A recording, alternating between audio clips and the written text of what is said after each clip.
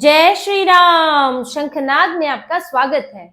दिल्ली में बीजेपी का मुख्यमंत्री बनते ही एक्शन प्लान शुरू हो गया है और ये एक्शन दो तरह से हो रहा है। पहला, जो सरकार ने पार्टी ने वादे किए हैं उन्हें पूरा करने को लेकर, और दूसरा जो केजरीवाल सरकार यहाँ भ्रष्टाचार फैलाकर गई, अनियमितताएं करके गई, उनकी सफाई का काम भी शुरू हो गया है। अगर सरकार के वादों की बात करें तो मुख्यमंत्री की शपथ के बाद ही कैबिनेट की पहली बैठक हो गई तुरंत, और उसमें आयुष्मान योजना को मंजूरी दे दी गई। जो दिल्ली के लोगों को अभी तक इस स्वास्थ्य सुविधा से वंचित रखा था अरविंद केजरीवाल ने, वो सुविधा अब दिल्ली के लोगों को मिलने लगेगी। 10 लाख तक का बीमा मिलने लगेगा।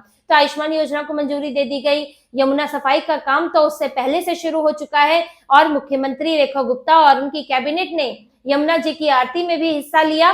तो ये वादों को एक एक करके अभी से ही पूरा किया जा रहा है, लेकिन जो दूसरे स्तर पर एक्शन प्लान हुआ है उससे जो है अरविंद केजरीवाल परेशान हो गए हैं। जो तुरंत कैबिनेट में एक ऐसा फैसला हुआ जिससे इनके मंत्री और इनकी जो पुराना इनका लग्जरी की जो इनकी आदत थी, जो मंत्री बने घूम रहे थे, जो सत्ता थी हाथ में, उसको एक और गहरी चोट लग गई है। पहली कैबिनेट में फैसला लिया गया है कि जो भी पूर्व मंत्री हैं और पूर्व मुख्यमंत्री हैं उन सब की निजी स्टाफ, जो उनके निजी कर्मचारी हैं, उनकी सेवाएं खत्म कर दी गई हैं। पूर्व मुख्यमंत्री में केजरीवाल भी हैं, अतिशी मरलेना भी हैं, और पूर्व मंत्रियों में उनके 6-7 अपने मंत्री भी हैं। जो इनको निजी स्टाफ मिला हुआ था अब उसकी सेवाएं खत्म हो जाएंगी, यानी कि अब इनके पास कोई निजी स्टाफ नहीं रहेगा।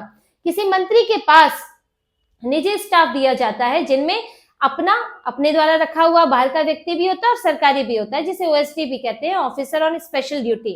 वो निजी स्टाफ के तौर पर दिए जाते हैं, पीएस और पीए। और मंत्री और मुख्यमंत्री कुछ अपने स्टाफ भी रखते हैं, जैसे कि अरविंद केजरीवाल ने विभव कुमार को रखा हुआ था, अपना पीएस रखा हुआ था, personal secretary type, personal assistant उन्होंने पीए रखा हुआ था अपना, और उनको सरकार से भी एक ओएसडी मिला था। पर्सनल स्टाफ जो है वो 2 से ज्यादा 3 भी हो सकते हैं, और मुख्यमंत्री के पर्सनल स्टाफ तो ज्यादा होते हैं। तो अभी ये सारे पर्सनल स्टाफ के नाम पर जो यहाँ पर अपने अपने लोग घुसाए गए थे, अरविंद केजरीवाल ने घुसाए थे, उनके मंत्रियों ने घुसाए थे, कोई रिश्तेदारों की जान पहचान का व्यक्ति जैसे कि विभव कुमार, और उनको मोटी मोटी सैलरी मिल रही थी, अब उस पर रोक लगा दी कि इसकी तुरंत सेवाएं खत्म। ये सेवाएं ऐसा नहीं है कि खत्म तो होनी ही थी, क्योंकि ये सरकारी स्तर पर मिलती है, सरकार इसकी सैलरी देती है, लेकिन ये फैसला तुरंत लिया गया है। ये बाद में भी हो सकता था, और ऐसा इतनी जल्दबाजी में फैसला भाजपा ने कहीं और नहीं लिया। छत्तीसगढ़ में सरकार बनी, राजस्थान में, मध्य प्रदेश में सरकार बनी है, वहां इससे पहले कांग्रेस की सरकार थी, तो कहीं और इस तरह से भाजपा ने फैसला नहीं लिया है। लेकिन क्योंकि यहाँ पर बहुत ज्यादा गड़बड़ी कर रखी थी आम आदमी पार्टी की सरकार ने, अपने अपने लोग बेवजह ठूसे हुए हैं, मंत्री के बंगले में इनका पर्सनल स्टाफ रह रहा है, ये स्थिति है। और विभव कुमार तो लाखों की सैलरी पा रहे थे, उनको भी मंत्रियों जैसी सुविधाएं दी हुई थी, अब तो उन्हें पंजाब में इन्होंने सेट कर दिया है, क्योंकि बिना मोटी सैलरी के काम कैसे चलेगा। तो अरविंद केजरीवाल का जो निजी स्टाफ के नाम पर आम आदमी पार्टी में गड़बड़ झाला चल रहा था, उस पर तुरंत रोक लगाने के लिए निजी स्टाफ की सेवाएं खत्म कर दी। तो ये जो अब अपने अपने लोग भरे हुए थे, अब इन सबकी नौकरियां खत्म हो गई हैं। और अभी तो बात निजी स्टाफ की थी, अब इसमें एक और आदेश दिया गया है कि जो अधिकारी और कर्मचारी कहीं और नियुक्त किए गए थे वो अपने मूल विभाग में वापस आए, क्योंकि बड़ी ट्रांसफर पोस्टिंग इन्होंने की, कुछ अधिकारियों को खुश करने के लिए, कुछ अपने लोग सेट करने के लिए। और जो एसडी भी दिए जाते हैं, ऑफिसर स्पेशल ड्यूटी, वो किसी ना किसी विभाग में काम कर रहे होते हैं, फिर उन्हें स्पेशल ड्यूटी पर लगाया जाता है। तो अब जब वहां से ड्यूटी खत्म हो गई तो वापस अपने विभाग में आकर काम करेंगे। तो इसीलिए आम आदमी पार्टी ने जो विभागों से निकाल कर लोग अपने निजी इस्तेमाल में लगाए हुए थे, उनको वापस उनके विभागों में बुला लिया गया है। और अब बात सिर्फ यहीं तक नहीं रहने वाली है। देखिए, पूरी सफाई हो रही है कि जहां हर स्तर से अपने अपने लोग ठूसे गए हैं और उनको बढ़िया सैलरी दिलवाई जा रही है, वो सब पर कार्रवाई हो रही है। अभी निजी स्टाफ की बात आई, अब आगे चल के जो समितियां और बोर्ड बनाई थी आम आदमी पार्टी ने, उन सब की भी समीक्षा हो रही है। अगर सरकार बदल भी जाए तो जो बोर्ड और समितियां बनी रहती हैं वो आगे भी चलती रहती हैं। किसी योजना की समीक्षा के लिए अगर कोई समिति बन गई है, या मान लीजिए कि यमुना जी की सफाई के लिए समिति बनी हुई है, तो इन समितियों की समीक्षा हो रही है कि इनमें से कितनी समितियां सही हैं, कि उनकी वाकई जरूरत है, और कितनी ऐसे ही बना रखी है कि सरकारी पैसा है तो वो अपने लोगों को दिया जाए इन समितियों के जरिए, क्योंकि समितियों में देखिए विशेषज्ञ भी होते हैं, किसी क्षेत्र से आने वाले लोग भी होते हैं। अब किसी विषय विशेष पर अगर समिति बन रही है, अगर यमुना की सफाई पर ही बन रही है, तो उससे जुड़े विशेषज्ञ उसमें होंगे और उसमें काम कर चुके लोग उसमें होंगे, ताकि उनकी राय ली जा सके। अब इसमें जो है अपनी पसंद के लोग भरे जाते हैं, इंटेलेक्चुअल्स भरे जाते हैं, जो बाहर आपका सपोर्ट करते हैं, आपकी पार्टी को आगे बढ़ाने का काम करते हैं, आपके लिए लेख लिखते हैं। तो इन सब ऐसे लोगों को भरा जाता है जो आपके सिंपैथाइजर हैं और उनको यहाँ से सरकारी सैलरी दिलवाई जाती है। तो इन समितियों की भी अब समीक्षा हो रही है और जो बेहद जरूरी होगी वो रखी जाएगी, वरना समितियों पर भी अब ताला लगने वाला है और इनके जो इन्होंने अपने लोग भरे थे अब वो बेरोजगार होने वाले हैं। उनको लाखों लाखों की सैलरी जाती है समितियों में, 2-2 लाख 2.5 लाख की सैलरी जाती है। तो अब इस सब पर रोक लगने वाली है। और अरविंद केजरीवाल का बहुत सारा स्टाफ तो सेक्रेटेरिएट में भरा हुआ, ये कहा जाता था अधिकारी कम है, कर्मचारी कम है, आम आदमी पार्टी का निजी स्टाफ वहां ज्यादा है। तो अब उस सब की भी समीक्षा होगी और अरविंद केजरीवाल ने जो सब ये सैलरी दिलाने के नाम पर जो यहाँ भ्रष्टाचार हुआ है वो सामने आएगा और ये इस पर अब रोक लगेगी। और कैबिनेट में एक और अहम फैसला हुआ है और वो है कैग रिपोर्ट को लेकर। 24 तारीख को विधानसभा का सत्र है और उसके बाद जो है प्रोटेम स्पीकर नियुक्त होंगे, फिर विधायकों को शपथ दिलाई जाएगी और 27 तारीख को 14 कैग रिपोर्ट पेश की जाएंगी। ये वो कैग रिपोर्ट है जिन पर अरविंद केजरीवाल कुंडली मारकर बैठे थे।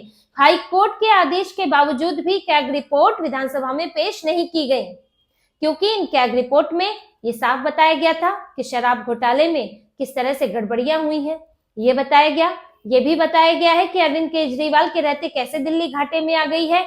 हर डिपार्टमेंट की कैग रिपोर्ट होती है। अब अगर बिजली विभाग की कैग रिपोर्ट आएगी तो उसमें पता चलेगा कि इन्होंने जो नीतियां अपनाई उनका असर क्या हुआ, किस तरह से साठगांठ चल रही है जो प्राइवेट कंपनियां हैं उनके साथ। जल बोर्ड की अगर बात आएगी तो उसकी भी कैग रिपोर्ट आएगी। तो 14 कैग रिपोर्ट ऐसी आएगी जिनसे ये सामने आएगा कि अरविंद केजरीवाल की जो तौर तरीके रहे उनसे सरकार को, जनता के पैसे को कितना नुकसान हुआ है, किस तरह से भ्रष्टाचार हुआ है, कहां कहां पर गड़बड़ियां पाई गई हैं। अब जैसे कोयला घोटाला, 2G घोटाला कांग्रेस का सामने आया था, कैसे आया था? कैग से आया था। कैग ही देखती है कि जो नीतियां बनाई गई वो नीतियां सही थी, सही तरह से उनको लागू किया गया, क्या उनमें कुछ गड़बड़ी तो नहीं की गई, और सरकार जो अपना फायदा दिखा रही है, नुकसान दिखा रही है, खर्चा दिखा रही है, वो सही है क्या नहीं। ये एक तरह से ऑडिट किया जाता है और कैग जो है कंट्रोलर ऑडिटर जनरल, तो वही उनका काम होता है, ऑडिट करें और उसके बाद जो असली स्थिति है वो सामने रखें। और वही कैग रिपोर्ट तो कब की आ चुकी है, लेकिन अरविंद केजरीवाल को डर था कि उनकी पोल पट्टी खुल जाएगी और अगर ये सत्ता में आ जाते तो ये कैग रिपोर्ट पर फिर कुंडली मारकर बैठ जाते। जैसे कि पश्चिम बंगाल में ममता बनर्जी भी बैठी हुई है, वो कैग रिपोर्ट पेश ही नहीं करती, क्योंकि कैग रिपोर्ट देंगे तो फिर इनकी हकीकत सामने आ जाएगी। लेकिन अब 14 कैग रिपोर्ट आएंगी और अब आम आदमी पार्टी बचने की कोशिश किससे कर रही है कि भाजपा जो है विपक्ष की तरह व्यवहार कर रही है, विपक्ष की तरह पुरानी इन चीजों पर जो है सवाल उठा रही है। लेकिन क्यों नहीं सवाल होना चाहिए? अगर पिछली सरकार भ्रष्टाचार करके गई है, जनता के पैसे का गलत इस्तेमाल करके गई है, तो वो बात तो लोगों के सामने आनी ही चाहिए। लोगों को पता होना चाहिए कि पिछली बार जो अपने आप को ईमानदार, कट्टर ईमानदार कहते हैं, वो कर क्या रहे थे, वो कैसे दुरुपयोग कर रहे थे सत्ता का, जनता के पैसे का। ये बात लोगों को पता होना चाहिए ताकि वो दोबारा धोखा ना खाएं और इनकी हकीकत जान सके। और यही बात अब कैग रिपोर्ट में सामने आएगी। तो अरविंद केजरीवाल के फंसने की तो ये शुरुआत हुई है। शराब घोटाला चल ही रहा है, कुछ और घोटाले भी चल रहे हैं, कहीं पर विजिलेंस की जांच चल रही है, तो अब एक और हो सकता है ये 14 कैग रिपोर्ट के साथ एक और कोई नया घोटाला खुला है उनका और अरविंद केजरीवाल उसमें भी फंस जाएं। वैसे भी भाजपा के जो प्रदेश अध्यक्ष है वीरेंद्र सचदेवा, वो कह चुके हैं कि इन लोगों को खुजलाने, सिर खुजलाने तक की फुर्सत नहीं मिलेगी। इनके ऊपर इनके इतने कुकर्म है कि उतने केस होने वाले हैं। ये जो भ्रष्टाचार करके गए हैं उन सब का हिसाब लिया जाएगा और इतने केस इनके ऊपर बनने वाले हैं कि इन्हें फुर्सत नहीं मिलने वाली है कोर्ट जाने से, तो ये कोर्ट में ही बैठे रहेंगे। तो अरविंद केजरीवाल की तो अब ये बुरे दिनों की शुरुआत हुई है। ये चुनाव हारना तो महज एक पहला कदम था इनके बुरे दिनों की तरफ, लेकिन अब तो शुरुआत हुई है। अभी तो ट्रायल शुरू होगा शराब घोटाले का, और ट्रायल जब शुरू होगा और उसमें पूरी तरह से सरकार जो है ईडी और सीबीआई के साथ कोऑपरेट करेगी, क्योंकि अभी तक तो ये कोऑपरेट करते नहीं थे। कोई फाइलें मांगी, मिनट्स ऑफ मीटिंग मांगे तो गायब कर दी, दूसरी फाइलें मांगी किसी और विभाग की, कोई है नहीं।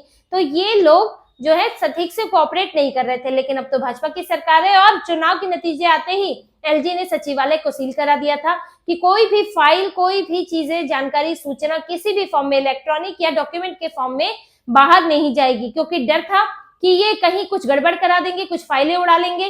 तो ये सब चीजें है अब है भाजपा के अंडर है और जो जांच एजेंसी है उनको पूरा सहयोग मिलेगा और अरविंद केजरीवाल की मुश्किलें और ज्यादा बढ़ जाएंगी।